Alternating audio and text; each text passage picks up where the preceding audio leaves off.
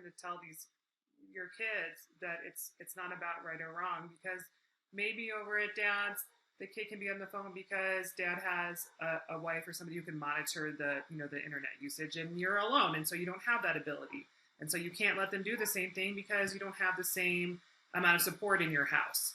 It's not right or wrong. It's just you've got to do what works for you. So let me ask you a question that's tangential to this issue. What if when you're talking about feelings and your kid says something like, "You made me feel bad," or "I don't like how you talked to me," or "You yelled and made me feel terrible," or when I was growing up, parents were never wrong. I would never say that to my parents. I would never say that I thought they did anything to make me feel bad. But we I had my own teeth rearranged several times. Right. Yes, you were rearranged. Question. So now that we realize that children have feelings and they should express them, how do we as parents deal with our own defensiveness when our children say that we basically failed at some sort of parenting? How should we take that? And then what is an appropriate response to our kids when they call us out? Sometimes the appropriate response is, I don't know. I'm going to have to think about that. Okay. Sometimes the response is, let me get back to you on that, and you call the attorney and ask the attorney, where are the guidelines? If you have a shrink, call the shrink. I'm getting phone calls all hours of the day and night. This isn't anything. I understand it. I signed up for this. So or I've got to discuss this with someone. I don't know. So it's okay to tell your kid that you need a little more time to digest what they have told you. Precisely. And that could buy you some time so that you're not immediately defensive with your child and sort of compounding. Don't think you've done something bad. You haven't. In most cases, you haven't done anything bad, and the child is wanting to spread the boundaries a little more than you may be comfortable having the boundaries spread. And you have to think about that because the times are different. There's different stresses right now than we have had, at least in my lifetime. And I'm 73 years old, so you've got, it's in my lifetime, we have not seen this sort of thing happen. No. And the rules are being formulated right now. Right now, they're being formulated. Right, and we're trying to just sort of play a game without knowing what the rules are and establishing them as we go. And I know it's important to validate feelings, and that validating feelings with children is different than telling them they're right. I mean, it's not validating. It doesn't mean that you're saying what you did was right, or you had a right to do that. Like you had a right to hit your sister because you were mad, but you can still validate the feeling of being mad. Is that right? You're mad, and you redirect the conflict. You redirect it to something that is more positive. I know you're mad. I know you want to tear your sister's eyes out, but that's not something that we can really do. But we can deal with the anger. So, and one of the best ways to deal with anger, and it's all according to how old the kid is. If you have a punching bag, it's great. Go punch the bag. If you have a pillow, everybody has a pillow. Sure. Get a pillow and teach the kids to beat on it. They can yell at it. They can use any words they want to. They're going to be probably in their bedroom or somewhere where you don't have to hear it, but let them have something that can make the anger, the frustration, the conflict physical, where it's not going to hurt other people, but it does get it out. Now, I know you and I have talked before about the importance of being able to physically release energy. And yes. Why is that? Why isn't that we can't just go meditate or pray and that's not going to resolve that feeling inside of us? That's not going to do it. It's not enough. Prayer and meditation is very good on most things. Sure, that would be your first line of defense. Go meditate, go pray. And if you don't know how to meditate and you don't know how to pray, most everybody's got computers now. Look it up. Find out what it is. And go do it. It's simple. I give patients what is known as autogenic training. That's deep muscle relaxation. When there's a conflicted situation, say, I got to go alone and be alone with this for a little bit. And you go in, and it's each major muscle mass of the body being relaxed. It happens to be scientifically validated. And it will relax you to the point that then you can get a hold of your creative mind and come up with something creative to deal with this conflict with the child. Instead of the sort of impulsive first thoughts or first response. Yes, this is where the first response is not a good idea. First responders to this crisis, that's a very good idea. Would having a kid, like hit a pillow, something soft, something that's not, going to hurt anyone else or them. Right. Is that a way into getting your body into the autogenic? Yes. I don't know if you call it response or mood. Yes. Again, earlier in this conversation, we talked about that there is no delimiting mind from body.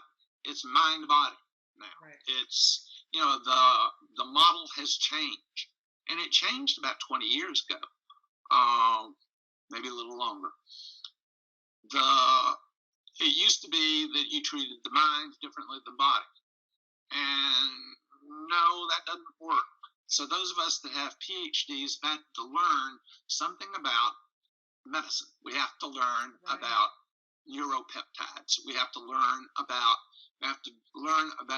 how the body responds to stress in different situations, because the mind and the body are linked. You need to understand it more holistically than we did 20 or 30 years ago. And that seems to be, for instance, if you have an autistic child, a lot of the advice is to have them do things with their bodies. Like if they get upset, push against a wall, do push-ups, have them hold something heavy. And so that would be because there's that understanding of integration now between the mind and the body. Precisely. And when you're dealing with autistic children, you must deal with both. Otherwise, you're not going to get anywhere.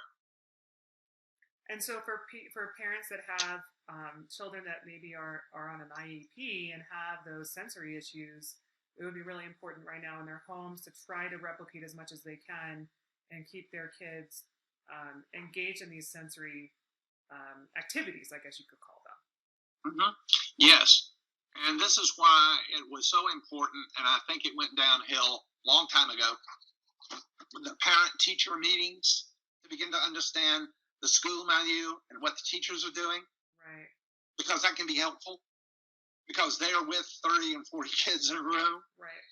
They have some skills that they have developed and that they have been trained in, and they have to take continuing education in. And this is something that you can benefit from. Call the teacher. How do you handle this? They're teachers. They're educators. And that doesn't mean they can't educate parents. So it's important that parents feel that they can contact teachers right now if they're having a difficult time with a child that has sensory issues or is on some sort of IEP that where they need support. And we shouldn't feel bad as parents calling teachers and saying, "Hey, I don't know what to do about this behavior, or I don't know how to handle this. Do you have any suggestions or strategies?" There's another aspect also that you can, and I don't, this you don't talk about religion and politics, right? I'm going to go into the religion. Most ministers of whatever, it doesn't matter. These people have some training, not only in theology, but they have training in families, in dealing with families, because that used to be the first place that you went. Right. You went to the minister. You went to whoever had was talking about morals and what to do and what not to do and things like that. You go to them because they've had training. They have had a lot of courses in psychology, a lot of courses in family dynamics.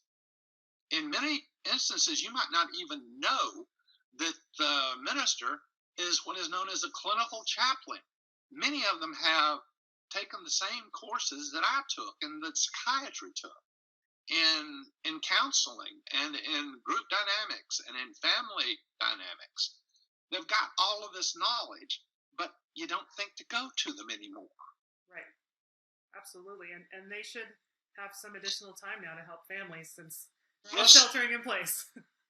Yeah, it's bringing us back to some of the stuff that we lost in this information age that we're in, and even prior to that we need to get back, because we've got these experts hanging out here. All they're doing now is just preparing their sermon or preparing the next lecture they're going to give. That's not enough. They've got the expertise. They need to be utilized. Absolutely. And it's also a good way to, if you are a faith-based person, and whatever your faith is, to sort of keep it integrated in your life, since there aren't the group dynamics that are really at the center of every religious practice. Yes, definitely. And I think that's going to enrich. Actually, it's going to enrich the minister's life, and it's going to enrich yours and your family's life. And it's not always going to be go read John 3:16 or something like that. It's not going to be in the Christian world, or go read the Kabbalah, or go whatever. It's not going to be go and read something. It's going to be a human dynamic between you and the minister, that you can take some of the dynamic that he or she is using with you, and use it. So any parting words, Dr. DeJarnett? I hope this pandemic ends very, very quickly. Yeah, I think those are any parting words that you might have. I think having a therapist on hand is really helpful. I really strongly encourage all parents and caregivers, grandparents I know are stepping up a lot right now, to just not feel like they're alone or they're doing the wrong thing, and that we all have some really good days and some really not good days. I know there's some days where I put a bagel in the toaster and tell my kid good luck. And there's other days where I feel like the best mom. Kids are resilient, and as long as we show them love and we're open to how they're feeling, and we have patience, and we realize, as you said, we don't have to give them an answer right away. We can tell them, we got to think about it. We have to talk to somebody else. But that's really good behavior to model to our kids for when they're adults, and they are not going to feel like they can't share their feelings, or that they have to come up with how they feel right away, because I know their grandparents, aunts, uncles, parents took the time with their own feelings as well.